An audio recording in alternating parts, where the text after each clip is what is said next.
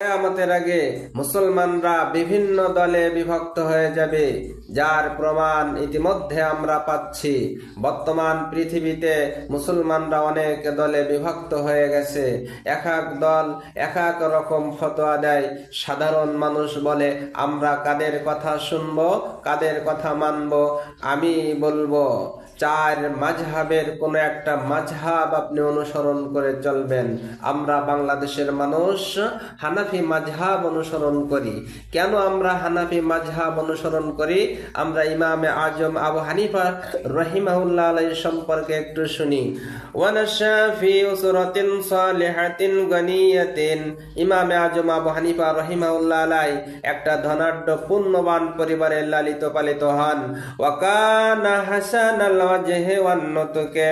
ইমামে আজম আবু হানিফা রাহিমাহুল্লাহ আলাইহি সুন্দর চেহারার অধিকারী ব্যক্তি ছিলেন এবং সুন্দর বাগ্মী ব্যক্তি ছিলেন।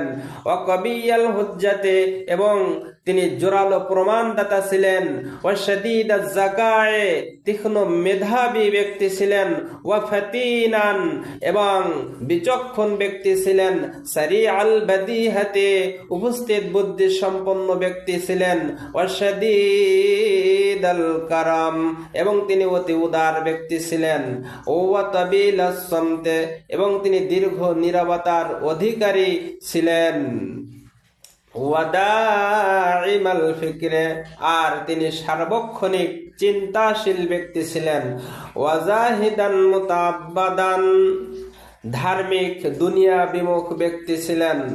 জুহুরিয়াস সাওতে, তিনি বলিষ্ঠ কণ্ঠের অধিকারী ছিলেন।